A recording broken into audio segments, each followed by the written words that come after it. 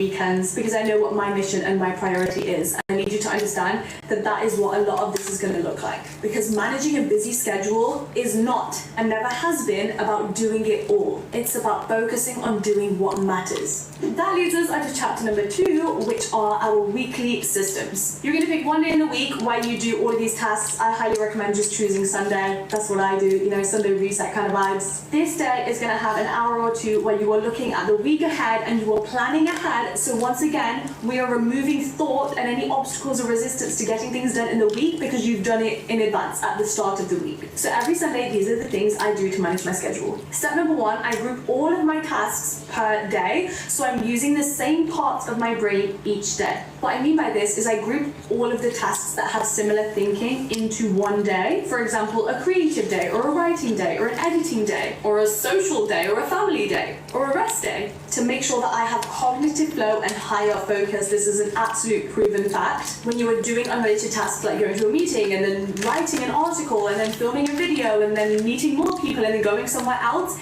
this is something called context switching, which depletes all of your mental energy at a much faster rate. So in order to maximize my focus and work as efficiently as I can, this is what my week looks like. Every single Monday is my writing day. This is where I'm at home, working all day. I'm super comfy, no meetings, not seeing anyone. I am just writing out and planning content. It will usually start with me writing out my plan or a script for the YouTube video that I'm filming that week. And then after that, I'll start writing up the script and the notes for the podcast that I'm filming that week. And then the newsletter that I'm also writing for the next newsletter that's going out. And then at the end of the day, I'll probably plan out all of my short form content, like reels that I have to film for my journal business or TikToks that I'm posting. And then I'll just do all of my little errands at the end of the day. And then we have Tuesday. This is my filming on camera day. I like to call it my stage day. Every single Tuesday starts with me doing my makeup and hair. Guess what? Today is Tuesday, and I sit down and I film my main channel YouTube video. I'm actually also vlogging today, so we have that. Then after that, I'll batch a bunch of TikToks and reels to post on my Instagram. I'll start batching videos for my journal that obviously I planned the day before. That way on Tuesday, I'm just doing the same type of task over and over and over again, so I'm in the same mode. I practice speaking to the camera. Then we have Wednesdays. Normally Wednesdays are a working out of home, so I'll go to a cafe or a workspace, and I also vlog on that day as well. And then Thursdays and Fridays are dedicated to whatever project I'm working on that I want to put all of my hours into. Right now, obviously, it's my journal business, so Thursdays and Fridays, it can slightly vary every week, but it's all about passion project focus. So like last year, Thursdays and Fridays were a lot to do with writing my book. This year, now that that's published, it's all about building up the business, making plans for the next product launch, growing it, the email marketing side of it, the social media planning. That's usually then continued on to Saturday, or I might have like influencer events which then change my schedule, which means Saturday is then my catch-up day, and then I have been trying to take every single Sunday off. Step number 2 is to actually plan out your yearly goals. Now, you're going to have your 2025 goals. We are then going to split them up into months. You need to have a month focus. Once I started doing this, my life changed, honestly. I have taken a look at my New Year's list, and I thought, okay, what are the things that I think are achievable for January? Let's write a list. So I put January focus. Every single day I look at that list, and that way I'm not overwhelmed by the dozens of things I've written for the whole year. I know week by week, these are the things I'm slowly working towards, and then you can actually stay accountable on achieving everything you set your mind to month by month. This links into step number 4, which is you need to review your yearly goals and schedule them into your calendar. I highly recommend color coding them all. When you are planning out your week every single Sunday and you're like, oh, I know I got that meeting on Monday and then I got to study for this test on Thursday, I want you to look at your big goals for the year, the things that you're not reminded of every single day. Maybe it's, I want to start angel investing. So you're going to plan out your week every Sunday and you're going to think, okay, where do I have a spare hour? Oh, okay, this week, Friday morning, I'm literally just going to open my laptop, spend 1 hour researching what angel investing is, listening to a podcast about it. Then next week, I'm going to do 1 more hour researching it.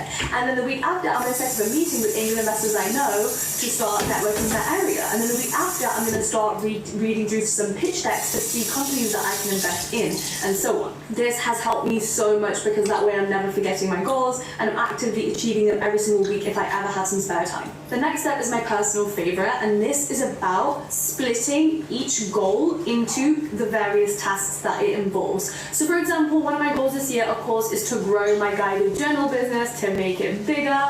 But what does that actually mean, right? So one of the tasks within that would be growing the revenue of the business. Okay, what are the tasks that I can do to actually ensure that that happens? One of which might be running paid ads on social media to start increasing traffic towards the website. And then there's building up the following on each of its social platforms, maybe partnering with influencers. Another one of my goals is to meet more people and network. Okay, what are the tasks of that? Every single month, I should probably go to a networking event. All of the inspiring people I found on social media, I should probably be talking to and building relationships with. And there are all these little checkpoints I can easily factor in each day that don't have to take up a lot of time, but to get me to where I need to go, to the big goal, which seems so scary and overwhelming, but really it's all those little steps that get you there. And lastly, for this chapter, we have the release. Every single Sunday, you gotta let that go, because we are not allowed to start a whole new week bringing in baggage from the old week, okay? Bringing in self-doubt, bringing in procrastination, bringing in the same old patterns we've been stuck on that keep making us procrastinate. No. So with Sunday, it's not just about planning ahead for the week, it's about releasing anything you've been holding, any tension, any anger, anything that went wrong, processing that. Journaling is my favorite way to do this. But then also reviewing, like I want you to go through your camera roll, see what you did, or go through your calendar to remind yourself where were all of the places that I was this week, what was all the work I was doing. Okay, what went right and what went wrong. Now, funnily enough, I actually did this today because I got onto my progress check page of my journal. I don't want to expose what I wrote, but in my journal, I have a guided page and there's a section called what's working versus what needs to change. And just spending 10 minutes this morning reflecting on my week and all of my other journal entries from the week, oh my god, held me so accountable, and I realized what I needed to change this week, so I don't keep repeating the same old stuff, which means I'm always going to be stagnant and not actually making progress towards my dream life because I stay the exact same version of myself I always have been. Ew. I also scribbled all over my let it go pages of doubts that I was holding and fears that I was holding in my mind. So this week, it's just not bothering me. I'm on a completely brand new page. What links into this letting go and processing and reviewing your progress is also, again, doing the best thing for yourself for the week ahead. So this means not only managing all of the things you know you have to do, like going to class or doing a meeting or making new steps in your business, but also making sure you're living a well-rounded life. So this week, do you have a date planned in with your partner? Do you have a social plan to see your friends? Do you have some me time scheduled in? When was the last time you went on a solo date? When was the last time you had a morning that was super slow that you could just rot and chill and do nothing? I think it's really important to have a little checklist, even write it down, so that every single week when you're planning, think what are the tick points that I need to check off and do every single week to make sure that I'm getting closer to my dream life. And that leads us to chapter number 3, which is the daily organization. These are things you're going to be doing day to day that are going to help you manage everything that you want to do. Step number 1, you need something that's going to keep you accountable every single day. I love checklists, so I love even the reminder app that you get on your phone, the calendar app, because it's going to give you notifications. I've gone through phases in my life where I would just ask my friend to be my accountability partner for the year, and we would literally text each other and call each other out like, have you done this? I have always raved about the app Habit, and you have all of your habits, right? But that app actually is a feature where you can add your friend that day or not. I actually have my boyfriend on it, and there's that pressure to like make sure you're doing it because someone's watching you if you're procrastinating. Alternatively, if you order my journal and you have received it, it has a checklist page in it every single day. Step number 2, time blocks, my absolute holy grail to daily organization. So first of all, it starts with the overall structure of your day. This is going to look different for everyone, but I'll just tell you mine as an example. So as of the beginning of this year, I have been waking up at 5 a.m. That's my new routine. So now my day looks like this. From 5 a.m. till 8 a.m. is my slow morning routine, packed with all of my healthy it girl wellness habits, so it's done for the day. Then from 9 a.m. till 6 p.m. that is my work period, which of course includes loads of mini little work blocks, so like a 30-minute work block for all of my emails, or a 2-hour work block just to focus on scheduling journal content on Instagram. And then when I finish work at around 6 p.m, I then have 6 p.m. to 8 p.m, which is dinner time, and then I have to watch a show. That is just me. That's what makes me feel in control of my life.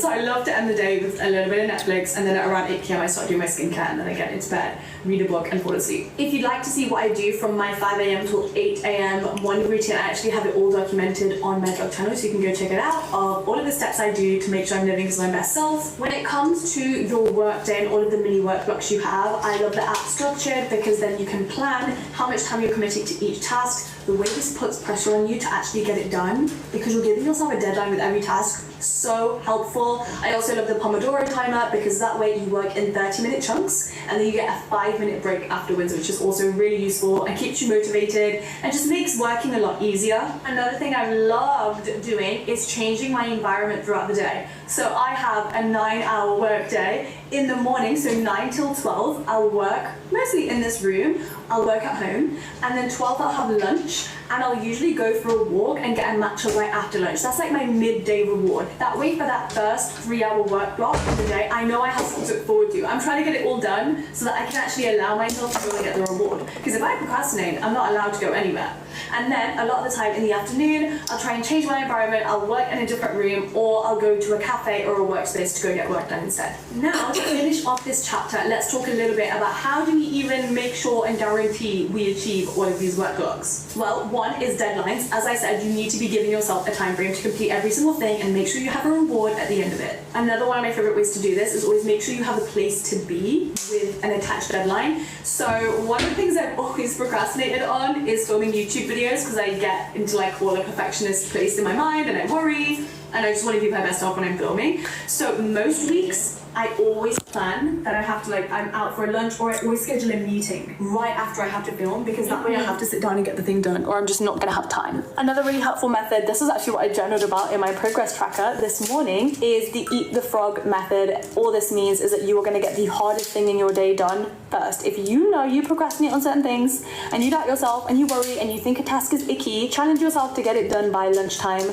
You will thank yourself, trust me, and you'll be so much happier for the rest of the day. Please just finish my breakfast. This impossible standard of yourself that you are supposed to enjoy every single thing you do. You're not. It's okay to find tasks icky or not enjoyable or boring or not. But what you are supposed to do is see the inevitable result and benefit you get from doing those things. And now I want to run through all of the tools and apps that I use to manage my entire schedule. So I've already mentioned Habit and Structured. Both are available on the App Store and both are free. Then I have my Notes app, which contains all of the lists of routines that I need to do, filled with all of the favors I'm doing for myself in advance, based on the New Year's goals list that I set for myself. I am a big user of Notion, and Notion is my biggest thing. I have multiple pages, so like I have a page of my YouTube schedule, if you will, so it's a full table of all of my YouTube video ideas, the upload dates, the dates that I'm going to be filming them, what the video is about. Then I have a whole other page, which is basically the same thing, but for my podcast. Have I booked in a guest for it? When am I going to the studio? Has the studio room been booked? Then I have an entire content creation calendar to keep on top of which videos I need to film and by when, and when I need to submit them to certain brands. I then have all of my team members copied into this Notion workspace, along with my managers, so everybody knows what needs to get done and when. And then I also obviously use the calendar app and the reminder app on my phone, and these always have recurring alerts and notifications to remind me of the things I always need to get done. So for example, every Sunday, my Sunday reset routine, and it literally lists everything I need to do. Clean makeup brushes, put sheets in the wash, clean house, give the cat a brush, trim the cat's nails, and stuff like that. And that brings us to the final chapter of the video, which are our affirmations. I want to end this on a really positive note, just give you some empowering words to remember, to rewire your subconscious in a really positive way, to make you understand and believe that you are capable of doing everything you want to do and manage everything you want to do, so that you can live the life that you want to live. Success comes naturally to me because I work with intention. Every single step I take, no matter how small, always moves me closer towards my goals. The busier my schedule, the more proof I have that I am building a life that's great and that I am capable. I am more than capable of succeeding in all areas of my life because of the thoughts I have and the choices I make. I attract opportunities that align with my goals, and I make the most of all of them. I am living proof that it is possible to excel professionally, romantically, socially, personally, all equally, all at once. And that brings us to the end of the video. I hope you guys enjoyed it.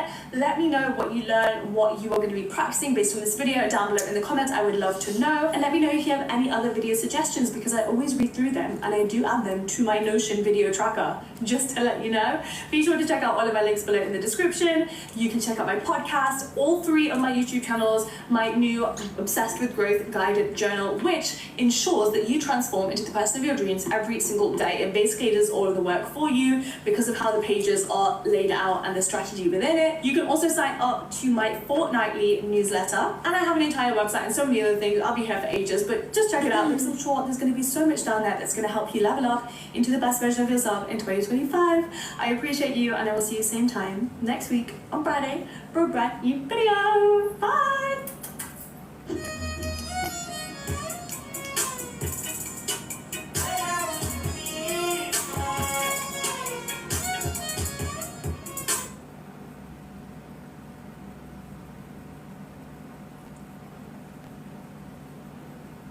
Then you can talk to the therapist however you feel comfortable, whether it's via text, chat, phone, or video call. You can message your therapist at any time and schedule a live session when it's convenient.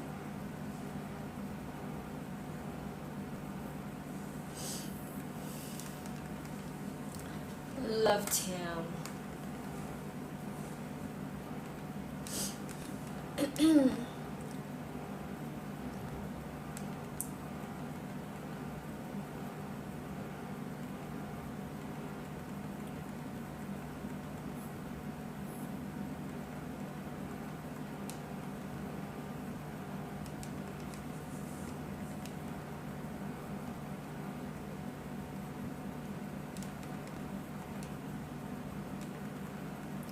No way.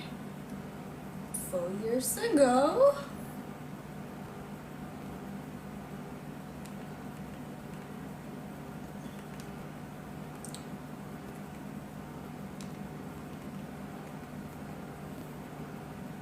Okay.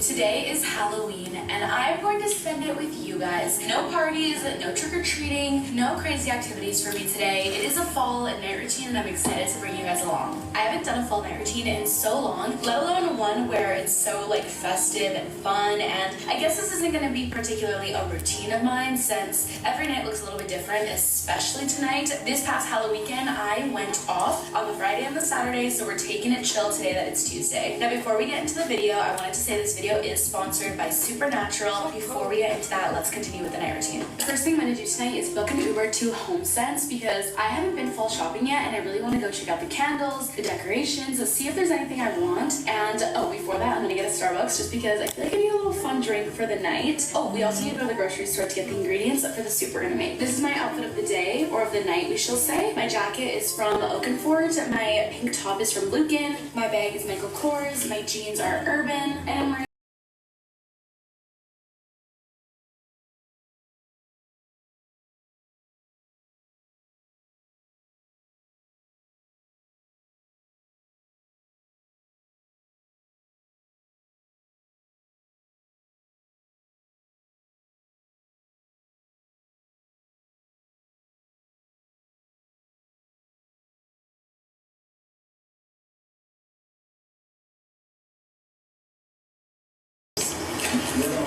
that was not looking. Thank you. Sorry. It's okay.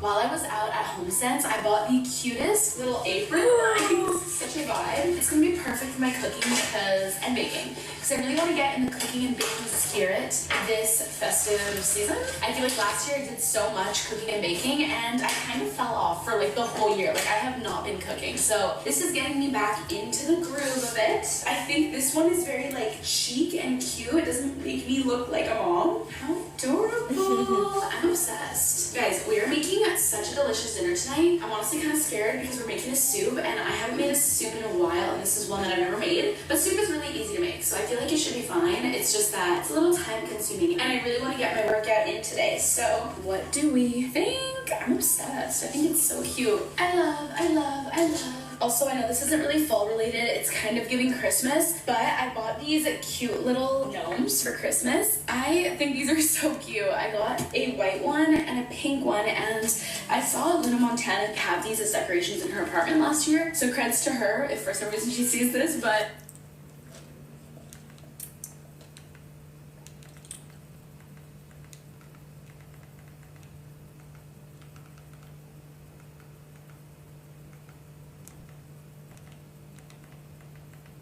Not too soon.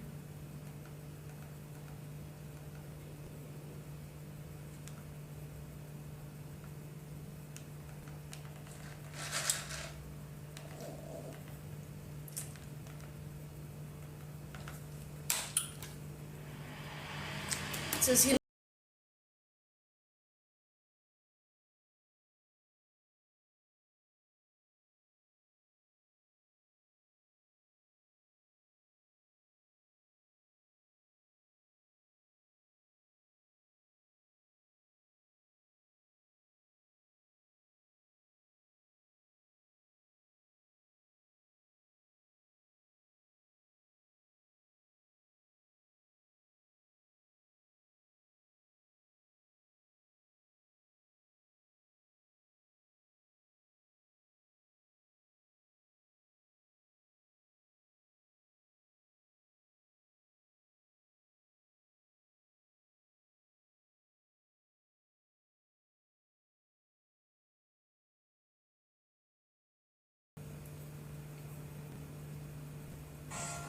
Take the time to cut 'em off at me.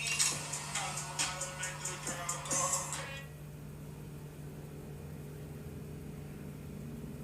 And ignore a nigga.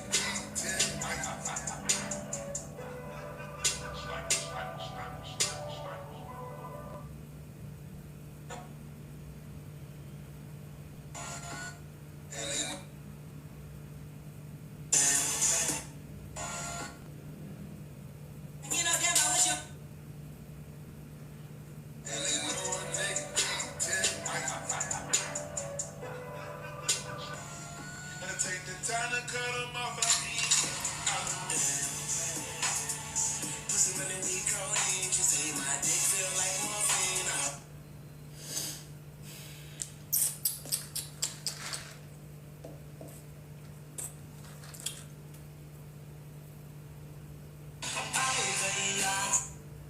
I think I'm falling in love. She said, what you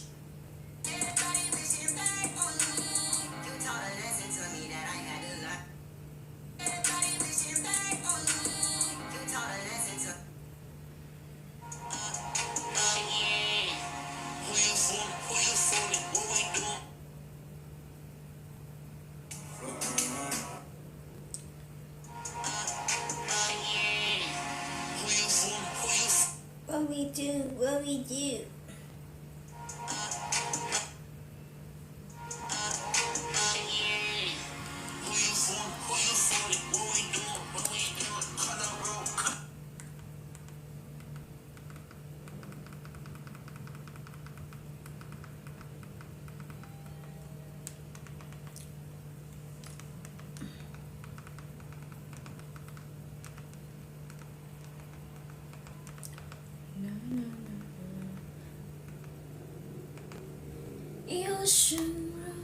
Hello, sweetie. How are you doing, Lemon? I am doing good, sweetie. How are you doing, Eddie? Hair looks